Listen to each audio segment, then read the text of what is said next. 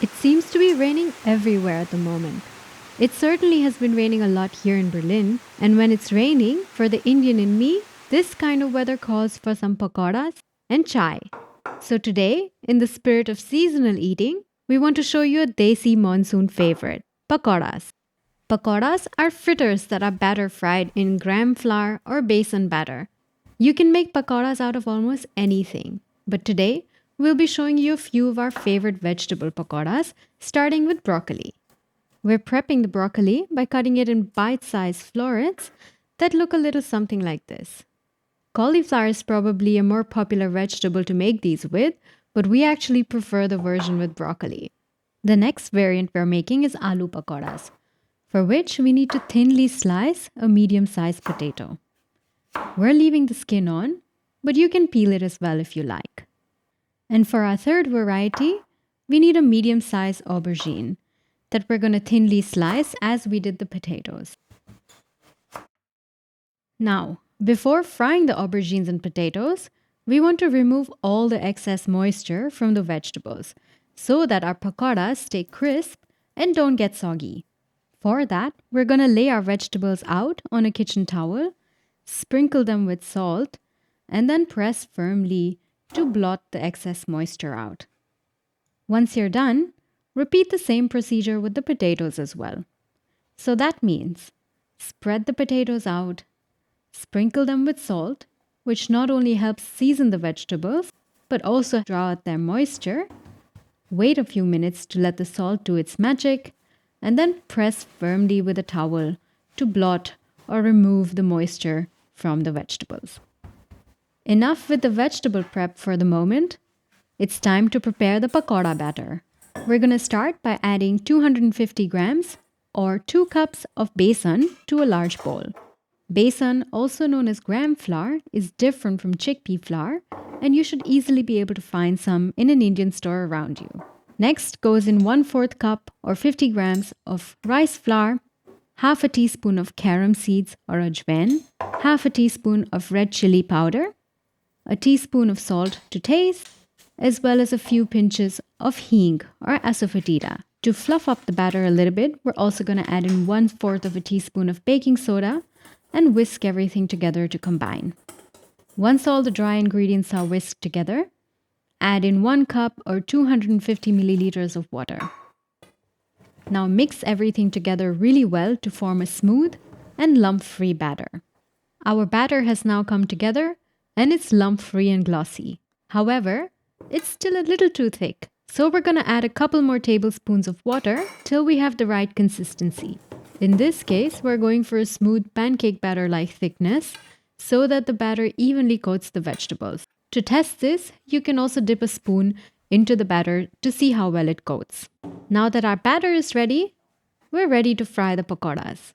Add a generous amount of oil to a kadhai for deep frying and heat it up on medium heat. You'll know that the oil is ready when it reaches 150 to 160 degrees Celsius. If you don't have a kitchen thermometer, you can also check by inserting a wooden chopstick into the oil. If the oil is hot enough, small bubbles will form around the end of the chopstick. Now, for the fun part.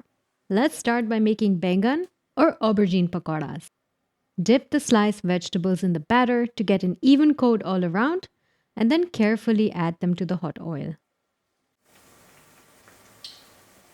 Flip the pakoras every 30 seconds or so and fry till they're golden brown and crisp on both sides.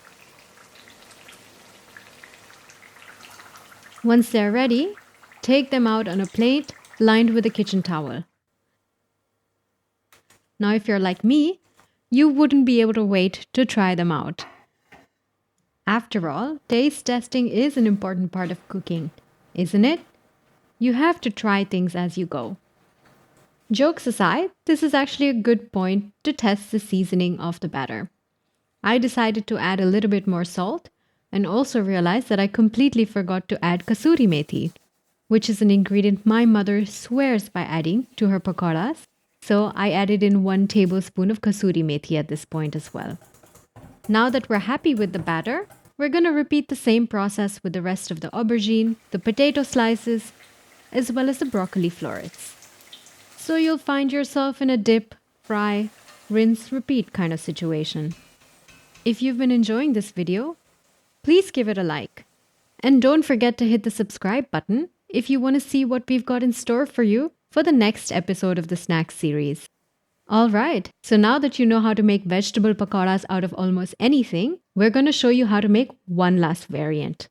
And stay tuned, because this one is Patrick's favorite. Also known as Bhajiya, we're going to make onion pakoras. And for this, we're going to use the rest of the remaining batter, which we're going to spice up with some chopped up coriander as well as a finely chopped green chili. In addition to the green chili and coriander, we're also adding in half a teaspoon of coriander powder as well as some additional salt. And yeah, don't forget the kasuri methi this time around. So we're also sprinkling in 1 teaspoon of kasuri methi. Now whisk everything together to combine, and that's it, the batter is set. With that ready, we're going to thinly slice 1 large red onion. Add the onion slices to the bowl, working them in with your hands to separate the slices, ensuring that they're completely covered by the batter. The onion and batter mixture should be such that you're able to form clusters. If you feel that the mixture is too liquid, you can also sprinkle a tablespoon or 2 of besan into the mixture at this point. Add the mixture to the hot oil in nests or clusters and let each side fry for about a minute before flipping. Once the onion pakoras crisp up and are a deep golden brown on both sides, you'll know that they are done. Remove the pakoras from the heat and sprinkle them with a light sprinkling of chaat masala. This is not mandatory, but highly recommended. Serve your pakoras hot together with your favorite chutneys. Green coriander and mint chutney or sweet and sour tamarind chutney are classics, of course, but there are some who swear by eating pakoras with tomato ketchup. Whatever dipping sauce you enjoy is completely up to you. But masala chai with pakoras is a must. So folks, we really hope that you enjoyed this episode of our snack series. Everybody loves pakoras, and with our recipe, we're sure that you'll love them too. So do give these pakoras a try, and we'll see you next time with another interesting snack recipe.